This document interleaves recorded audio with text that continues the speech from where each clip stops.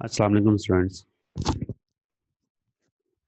Students, आज का जो टॉपिक है वो इंटरप्लेनर डिस्टेंस और स्पेसिंग है। इससे पहले जो टॉपिक्स है मिलर इंडस्ट्रीज वगैरह जो प्लेन और डायरेक्शंस के लिए हमने सॉल्व की, वो ऑलमोस्ट हमारी कंप्लीट हो चुकी हैं। आज का जो टॉपिक है ये लॉन्ग क्वेश्चन है, इंटरप्लेनर डिस्टेंस और स्पेसिंग क्या चीज़ है उसको पहले डिफाइन करें, उसके बाद डायग्राम को यूज़ करते हुए इसके बारे में आपने कुछ डेरिवेशंस करनी है, इसका एक एक्सप्रेशन आएगा, फिर उसको आपने डिफरेंट क्रिस्टल्स के लिए आइडेंटिफाई करना है और कैलकुलेट भी करना है। तो यहाँ पे आप फर्स्ट देखें इंटरप्लेनर डिस्टेंस कहते हैं कि इसको, ये मैंने साइड पे एक डायग्राम खुद से ड्रॉ की, ये नोट्सों का हिस्सा नहीं है, ये डायग्राम अलग से आप देखिएगा। ये एक क्यूबिकल बॉक्स है जिसकी दो साइड जो है ना ऑपोजिट फेसेस, इनको मैंने ब्लैक कर दिया। अब आप इन दोनों से अगर ये देखें तो जो दोनों प्लेन है ये एक दूसरे से पैरेलल है। ठीक है, दोनों एक दूसरे के पैरेलल वेक्टर्स हैं। तो पैरेलल प्लेन्स है, तो यहाँ से लेके यहाँ तक ये जो एक परपेंडिकुलर डिस्टेंस है ना बिटवीन द प्लेन्स, इसे कहते हैं इंटरप्लेनर डिस्टेंस। हमेशा दो पैरेलल प्लेन्स हो तो उनके दरमियान परपेंडिकुलर डिस्टेंस ही शॉर्टेस्ट होता है। आप इसके अलावा अगर कहेंगे तो वो नहीं, यानी सिर्फ परपेंडिकुलर वो है जो इनका शॉर्टेस्ट डिस्टेंस है। तो आप ये कह लें कि दो पैरेलल प्लेन लें, उनके परपेंडिकुलर जो डिस्टेंस है उसे कहते हैं इंटरप्लेनर स्पेसिंग और इंटरप्लेनर डिस्टेंस। इसको D H k L symbol है जो कि इसलिए मोस्टली हम इसके लिए यूज किया करेंगे। ये एच के एल वो शो कर देगा कि ये कौन सा प्लेन है। जैसे एच के एल मोस्टली वो सिंबल थे जो हम यूज कर रहे थे Miller indices for the planes के लिए। इसके बाद मजीद अगर आप देखें तो नीचे मैंने कुछ डायग्राम वाजे की, इन डायग्राम्स को भी आप देखिएगा। ये फर्स्ट डायग्राम, इसके अंदर एक क्यूबिकल क्रिस्टल है जो कि यहाँ पे शो की गई। इस क्यूबिकल क्रिस्टल में हमने एक प्लेन ड्रॉ किया और प्लेन इस वक्त है ए बी एंड सी, यानी A is the intercept along x axis, B is the intercept along y axis, while C is the intercept along z axis. तो ये एक शेडेड जो रीजन आपको नजर आ रहा है ये एक प्लेन है। फिर आपने मजीद यहाँ पे चूंकि शो करने होते हैं दो प्लेन, तो दो प्लेन होंगे तो फिर उनके दरमियान डिस्टेंस है, इसलिए इन डायग्राम को जरा अच्छी तरह समझेगा जो अब मैं समझाने लगा हूँ। आप देखें इसमें आपको तीन डायग्राम, एक इस डायग्राम में चूंकि एक्सेस को थोड़ा सा डिस्प्लेस किया ताकि आपको पिछला जो पॉइंट है वो भी समझ आ सके। X axis, y axis and z axis, इसके ऊपर पहला जो प्लेन आपको नजर आएगा वो यहाँ से होगा, ये ए से बी तक, उसके बाद बी से सी तक, और उसके बाद सी से ए तक। ये आपको पहला प्लेन नजर आएगा, ए बी सी। एक और प्लेन होना चाहिए जो बिल्कुल इसके पैरेलल हो, जो बिल्कुल इसके पैरेलल हो और उनका डिस्टेंस कैलकुलेट करना हो। अब उसको थ्री डायमेंशनली पिक्चरिंग है, इससे जरा अच्छी तरह समझेगा। वो कुछ ऐसे है कि इसको आप यूं ऐसे शो करें, लेट ये पॉइंट है, उसके बाद फिर एक ये पॉइंट है, ये दूसरा प्लेन है। यानी पहला प्लेन था ए बी सी, जबकि दूसरा प्लेन बन रहा है ए पी सी या A B D, A B dash. ठीक है, यहाँ पे नीचे ना आपको बी डैश का सिंबल नजर आएगा, मैं अंडू करता हूँ, ये देखें नीचे बी डैश है। So A, B dash and C. These two planes are parallel and the second plane which is lower plane is passing through the origin. ये आपने इसको थ्योरी में डिसाइड कर देना कि ए बी सी कोई प्लेन है जो एक्स एक्सिस वाई एक्सिस जी एक्सिस को ए बी सी के ऊपर कट कर रहा है। There is another plane A B dash C which is passing through the origin and that plane is parallel to the original plane A B C. ये दो plane होंगे। उसके बाद आपने इन दो प्लेन्स का एक नॉर्मल डिस्टेंस ड्रा करना है। अब वो नॉर्मल डिस्टेंस क्या है उसको मैं अगर ऐसे शो करूं तो आपको जल्दी समझ आ जाएगी। लेट ओरिजिन, नीचे वाला प्लेन से एक्चुअली ओरिजिन पास कर रहा है, थ्री डायमेंशनली इसका थोड़ा सा मुश्किल होगा समझना, लेकिन ये आप लेट कर लें कि ओ पॉइंट नीचे वाले प्लेन के ऊपर है। तो नीचे वाले प्लेन से लेके ऊपर वाले प्लेन तक ये एक नॉर्मल डिस्टेंस है जिसको मैंने एक रेड कलर के एरो से शो किया, OP. So OP is the interplanar distance or interplanar spacing between these two planes. One plane is ABC and the second plane is AB-C. And OP is the normal distance. OP is the interplanar distance between these two parallel planes. Let alpha is the angle that OP makes with x-axis, O beta is the angle that OP makes with y-axis, and gamma is the angle that OP makes with z-axis. यहाँ पे इस diagram में एक छोटी सी mistake है जो calculate करने में आपको थोड़ी सी प्रॉब्लम आएगी, वो आप ठीक कर लीजिएगा। मैं आइडेंटिफाई कर देता हूँ। ये जो आपको ए नजर आ रहा है ना, अलोंग जी एक्सिस लिखा गया है, और जो आपको सी नजर आ रहा है ये अलोंग एक्स एक्सिस लिखा है, ये जस्ट इंटरचेंज कर लीजिएगा। A is the intercept along x axis while C is the intercept along z axis. ये जब आप लोग इसे लिखोगे तो उस वक्त थोड़ा सा रीअरेंज कर लीजिएगा, ए एक्स एक्सिस के ऊपर है और सी जी एक्सिस के ऊपर है, ये बस डायग्राम बनाते हुए थोड़ी सी मिस्टेक हुई है। नेक्स्ट कैलकुलेशन की तरफ आते हैं। फर्स्ट देखिए, मिलर इंडेक्सेस फॉर प्लेन, उसका प्रोसीजर है जो हमने ड्रॉ करना है, और आपको पता है 4 तरीके होते हैं उसके लिए। सबसे पहले हमने इंटरसेप्ट ढूंढना होते हैं, सेकंड पे हमने डिवीजन करना होती है लेटेस्ट कांस्टेंट से, थर्ड नंबर पे हमने उसका रेसिप्रोकल लेना होता है, और नंबर 4 पे फिर हमने उसकी मिलर इंडेक्सेस का क्लियर करना होता है फ्रैक्शंस को। तो इसमें ओ ए फर्स्ट है, O A is the intercept along x-axis, OB is intercept along y-axis, and OC is the intercept along z-axis. Let H, K, L be similar indices. Let and ABC be the latest constants along x, y, and z. और इनको आप ऐसे लिख लें, intercept ओ ए O B O सी, दूसरे number पे क्या करना होता है, लेटेस्ट कांस्टेंट से डिवाइड कर दें, पहले का ए है तो ए से डिवाइड, दूसरे का बी है तो बी से डिवाइड, तीसरे का सी है तो सी से डिवाइड, फिर उसका रेसिप्रोकल ले लें, बिल्कुल रेसिप्रोकल ऐसे हो जाएगा, और उसके बाद फिर हमने क्लियर करना होता है फ्रैक्शन। तो Miller indexes h k l ये हो जाएगा a over o a, b over o b, c over o c. ठीक हो गया ना?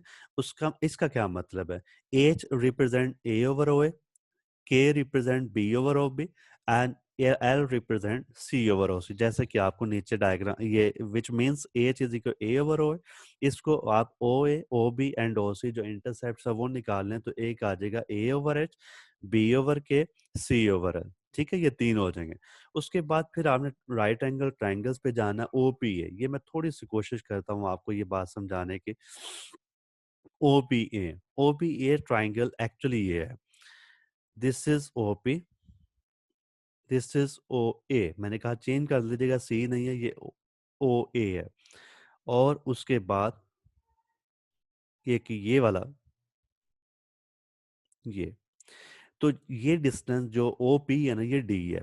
ठीक है, ओपी डिस्टेंस ये डी है, जबकि ये वाला डिस्टेंस ओ सी इसकी बेस है, और C P is the perpendicular. तो इसका फिर बेस क्या होगी, ओ सी जो लिखा हुआ है एक्चुअली ये ओ ए है, तो ओ ए एक्चुअली बेस है, सी पी परपेंडिकुलर है, और O P is the hypotenuse. तो यहाँ पे ओ सी किसके इक्वल आएगा, डी कॉज अल्फा, जो कि बेस को हमेशा कॉस से रिप्रेजेंट करते हैं, परपेंडिकुलर को हमेशा साइन से रिप्रेजेंट करते हैं। अगर ओ बी डिस्टेंस है डी, तो फिर ओ सी क्या होगा, O P cos alpha. Same यहाँ पे आप नीचे जाके इसको फिर ऐसे लिख देंगे, cos O P over o ए, डी ओवर ए ओवर एच। ठीक है, ये कॉज हो गया। फिर H D over alpha, OP over base over hypotenuse. तो बेस ओवर हाइपोटेनस को सॉल्व किया तो एच ऊपर चला गया, H D over alpha, alpha नहीं है ये ए है।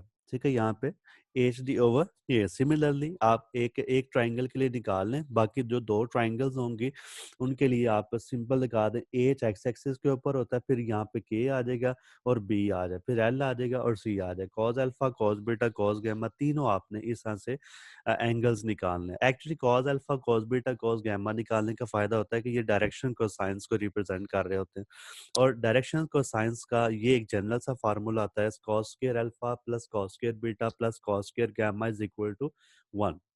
जैसे आप ट्रिग्नोमेट्री में फार्मूला पढ़ते हो, cos square plus sine square is equal to 1। Similarly directions को साइंस के लिए कॉस के जो स्क्वायर्स होते हैं इनका आंसर 1 आता है अगर उनको ऐड अप करें। तो कॉस अल्फा कॉस बीटा और कॉस गैमा तीनों की आप वैल्यूज पुट कर दें, आपकी वैल्यूज पुट करेंगे तो ये आ जाएगा। फिर यहाँ से डी स्क्वायर आप कॉमन ले सकते हैं, ये हो जाएगा। फिर ये ब्रैकेट के अंदर जो सारी टर्म लिखी है दूसरी साइड पे जाएगी तो इनवर्स हो जाएगी।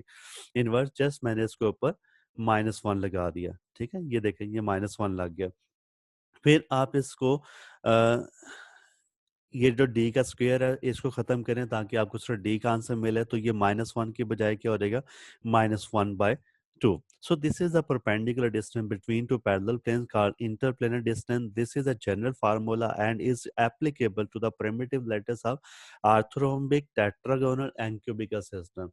ये आप याद रखिएगा एमसीक्यूज के हवाले से कि ये फार्मूला किन पे अप्लाई होता है. This is the primitive lattice of orthorhombic tetragonal and the cubical system. ये इन पे अप्लाई होता है, बाकियों के लिए ये फार्मूला इतना इफेक्टिव नहीं होता क्योंकि बाकियों में एंगल अदर देन 90 डिग्री होते हैं, इसे वहां पे मुश्किल हो जाता है उसको सॉल्व करना. इन ये जो ट्राइंगल्स आपको बता रहा हूँ टेट्रागोनल, ऑर्थोरोम्बिक और क्यूबिकल, इन सब के अंदर वो जो एंगल्स होते हैं दो साइड्स के दरमियान ये 90 एंगल से होते हैं, इसलिए ये बिल्कुल पैरेलल होते हैं. तो टेट्रागोनल सिस्टम की पहचान ये है कि इसकी कोई सी दो साइड्स इक्वल है, थर्ड साइड डिफरेंट है, बट एंगल्स आर 90 डिग्री. ए और बी साइड इक्वल है लेकिन सी साइड इसकी डिफरेंट होती है. तो आप ऊपर वाले फार्मूले में फिर इसको ऐसे लिख लें, ए और बी को इक्वल कर दें. जब ए और बी को इक्वल करेंगे तो वो हो जाएगा ए स्क्र ओवर ए स्क्र प्लस के स्क्र ओवर ए स्क्र.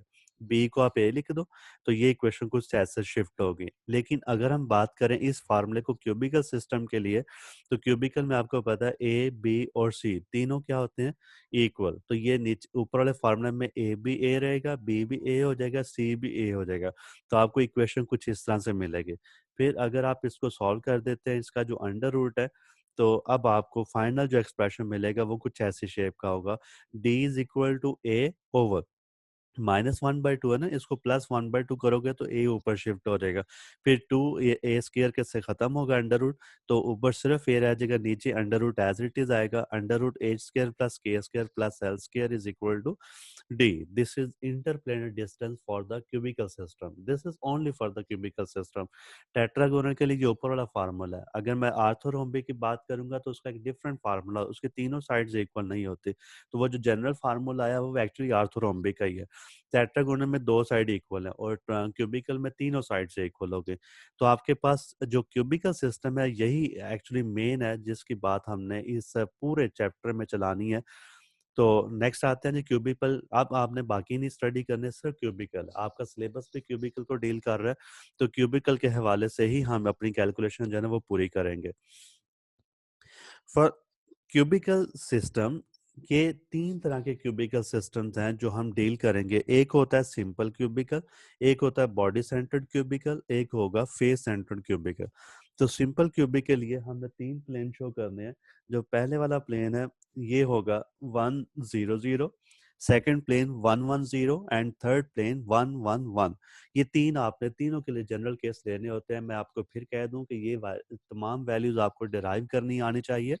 उसके बाद ये तीनों वैल्यूज के डायरेक्ट आंसर भी आपको याद होने चाहिए क्योंकि ये बहुत अहम चैप्टर है एमसीक्यूज के लिए, शॉर्ट क्वेश्चन के लिए.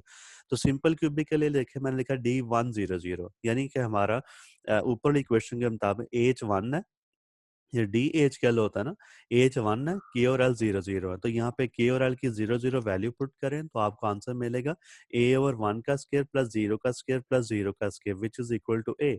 सिमिलरली 1 1 0 के लिए आप एच और के को 1 करें, एल को 0 रखें तो आंसर आएगा ए बाई अंडर रूट 2. और अगर 1 1 1 करते हैं तो आपने एच के एल तीनों 1 वैल्यू पुट करनी है, तो 1 का स्क्वायर 1 का स्क्वायर 1 का स्क्वायर ये आएगा ए ओवर अंडर रूट 3. ये तीनों आंसर आपको याद होने चाहिए. सिंपल क्यूबिक के लिए D1 0 0 कितना होता है, D1 1 0 क्या होता है और D1 1 1 क्या होता है. आप डायग्राम से भी इन बातों को समझ आएंगे.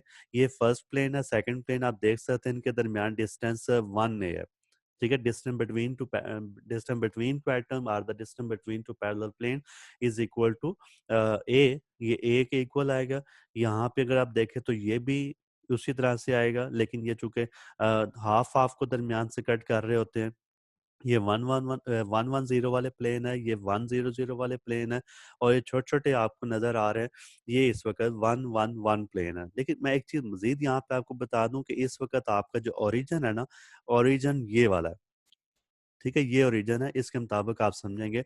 देखें, आप इस ओरिजिन से अंदाजा कर सकते हैं कि मैंने जो एरो शो की है इस वक्त ये ओरिजिन है, तो ये एक्स एक्सिस है, ये हमारा वाई एक्सिस है, तो ये हमारा जी एक्सिस है. तो आप देख रहे हैं 1 1 1 तीनों कट कर गया ना, तो 1 1 1 इन तीनों को ही बस मिलाना है तो ये एक शेप बन जाते हैं. इसी तरीके से फिर अगले पे जाएगा, उससे अगले पे जाएगा. वैसे आगे अगर देखा जाए ना तो ये दो प्लेन को इकट्ठा किया हुआ है, इससे कंफ्यूज ना हो जाएगा. यहाँ से लेके यहाँ तक ये देखें, ये इतने छोटे छोटे प्लेन्स हैं, ये प्लेन है उसके बिल्कुल ऑपोजिट एक और, तो वो मिला के ऐसे बड़ी बड़ी तस्वीरें बन जाती हैं।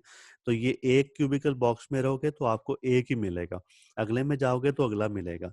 ये कंबाइंड, चूंकि हमने तो एज ए होल पूरी जो क्रिस्टल है उसको देखना होता है, तो इसलिए ये थोड़े से कॉम्प्लिकेशन में जाना शुरू कर देंगे। यहाँ पे अगर समझ आते हो तो आगे इतना मसला नहीं करेंगे। तो जी नेक्स्ट आते हैं सेकंड सिस्टम की तरफ। ये फर्स्ट सिस्टम था, बॉडी सेंटर्ड क्यूब में जाना है। तो बॉडी सेंटर्ड क्यूब में आंसर कुछ ऐसे ही होंगे, लेकिन वो फर्क है, मैं आपको डायग्राम से पास समझा सकता हूँ, ये वैसे नहीं समझ आने। देखिए इसमें आपको एक चीज क्लियर नजर आएगी कि ये पहला प्लेन है, ठीक है, इस वक्त आप ये पहले प्लेन की बात कर रहे हैं, ये सेकंड प्लेन की बात कर रहे हैं। जब आप कह रहे हैं कि ये बॉडी सेंटर्ड है, तो आपको पता है बॉडी सेंटर्ड में एक एटम यहाँ पे भी होता है, ठीक है, इस पोर्शन पे देखें एक एटम यहाँ पे होता है बॉडी पे, बाकी तो 8 कॉर्नर पे है ना, तो ये बॉडी पे है, तो बॉडी में से गुजरता हुआ भी एक प्लेन आपने शो करना है, और ये प्लेन जस्ट हाफ पे होगा। इसलिए अगर आपका सिंपल क्यूबिक के लिए D100 का आंसर ए था, तो इसके लिए A/2 होगा। जबकि यहाँ पे अगर आप देखें तो ये बॉडी सेंटर्ड क्यूब का एक एटम इधर है, जबकि इस क्यूबिकल का एक इधर है। तो जब दोनों प्लेन आप यहाँ से कट करोगे तो ये उतने ही फासले पे आ जाएगा। यानी आप देख सकते हैं कि ये जो डिस्टेंस है यहाँ से लेके यहाँ तक, ये तो ए ही होता है ना, जबकि ये कितना था, ये A/2 है। तो इसमें आपने सिंपल क्यूबिक का जो आंसर था उसको 2 पे डिवाइड करें तो आपको आंसर मिलेगा। लेकिन इसमें डिवाइड करने की जरूरत नहीं है, इसमें ए फासला ही आता है, इसका एज इट इज आंसर होगा जैसे आपने सिंपल क्यूबिक के लिए लिया। लेकिन यहाँ पे आके फिर आपको एक प्रॉब्लम नजर आएगी कि इसके जब हम जाते हैं 111 प्लेन पे, तो 111 प्लेन वाला ऐसा होगा कि एक तो आपने ये गुजारा ना नीचे वाला, एक उसके बॉडी से भी गुजर रहा होता है।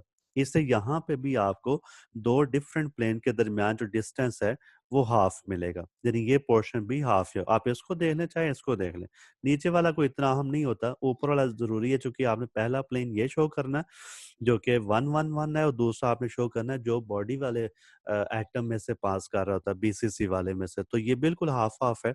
तो आपने जो सिंपल क्यूबिक है उसके रिजल्ट्स को इसके लिए भी हाफ करना है। मैं दो चीजें वाजे कर देता हूँ कि अगर आपने ये वाला जो रिजल्ट निकाला, इसका आधा हाफ करेंगे तो आपको बीसीसी का आंसर मिलेगा। इसमें भी आप हाफ करेंगे तो आपको 111 प्लेन बीसीसी का मिलेगा। लेकिन आप अगर इसको देखते हो तो इसमें हाफ करने की जरूरत नहीं होती, सिंपल क्यूबिक में और बॉडी सेंटर्ड में D110 सेम वैल्यू का होगा। अब आपको इसकी समझ आ जाएगी। आप वापस आते हैं ऊपर, मैं आपको वैल्यूज शो करवा दूं। देखें D100 A/2 हाफ हो गया, D100 सॉरी ये D110 है, D110 इसको भी ठीक कर दीजिए। ये छोटी छोटी मिस्टेक्स हैं, ये आपने खुद से भी इसको स्टडी करना है। ये D110 है, तो इसका देखिए आंसर सेम है एज इट इज जैसे वो सिंपल क्यूबिक के लिए था। फिर 111 प्लेन के लिए भी अगर आप बात करोगे तो उसका आंसर भी हाफ हुआ होगा, उसमें A/√3 था, यहाँ पे A/2√3 होगा। ये देखें हाफ हो गया, ठीक है, तो बाकी उसकी रेशो निकाली हुई है। नेक्स्ट फेस सेंटर्ड क्यूबिक के लिए भी, फेस सेंटर्ड क्यूबिक में आपको पता है कि फेस सेंटर्ड में 8 एटम तो कॉर्नर पे लगे होते हैं, फिर जो 6 फेसेस होते हैं उन 6 फेसेस के ऊपर भी एटम लगे होंगे। तो यहाँ पे भी अगर आप गौर से देखेंगे तो काफी चीजें आप क्लियर हो जाएंगी। इसमें भी ये देखा जाए तो ये हाफ होगा, क्योंकि ये प्लेन है, ये प्लेन है, उसके दरमियान में एक और प्लेन इंट्रोड्यूस हो गया। तो जो सिंपल क्यूबिक आंसर है फेस सेंटर्ड के लिए, इसको हमने हाफ करना है, यानी उसका आंसर ए था, तो ये क्या हो जाएगा A/2। लेकिन यहाँ पे देखें ये वो 110 वाला है, ये तो उसके दरमियान में भी आ गया, देखिए बिल्कुल मिड से आ गया ना, तो मिड से आ जाएगा, तो इसको भी अब आपने 2 पे डिवाइड करना है। लेकिन फेस सेंटर्ड को देखें, फेस सेंटर्ड की डायग्राम पूरे एक लेटेस्ट कांस्टेंट पे जा रही है, इसमें आपने फेस सेंटर्ड वाले को डिवाइड नहीं करना, ठीक है, इसको 2 पे डिवाइड नहीं करना। इसका रिजल्ट और सिंपल क्यूबिक का सेम है, लेकिन यहाँ पे किन दो चीजों का रिजल्ट मैच करेगा, इसमें सिंपल क्यूबिक का और फेस सेंटर्ड का सेम है, बाकी जो दो हैं इन दोनों को आपने हाफ करना है। मैं सिंपल क्यूबिक का जो रिजल्ट है 100 का उसको हाफ करें, 110 का इसको हाफ करें, लेकिन फेस सेंटर्ड में 111 वाला बिल्कुल ऐसे ही होगा जैसे सिंपल क्यूबिक का रिजल्ट होता है। वैल्यूज चेक कर लीजिएगा, ये नीचे वैल्यूज हैं, 100 तक हाफ हो गया, D110 हाफ हो गया, लेकिन D111 को एज इट इज रखा जैसे सिंपल क्यूबिक था। लो जी, ये वैल्यूज हैं। उसके बाद ये आपने एक एग्जांपल है, calculate the interplanar spacing for 3 to 1 plane in the simple cubic lattice with interplanar spacing is 4.21 angstrom. तो ये बात कर रहा है calculate interplanar spacing for simple cubic. ये सिंपल क्यूबिक की बात कर रहा है। तो सिंपल क्यूबिक में आपको पता है कि सिंपल क्यूबिक के जो रिजल्ट्स हैं वो कौन कौन से होते हैं।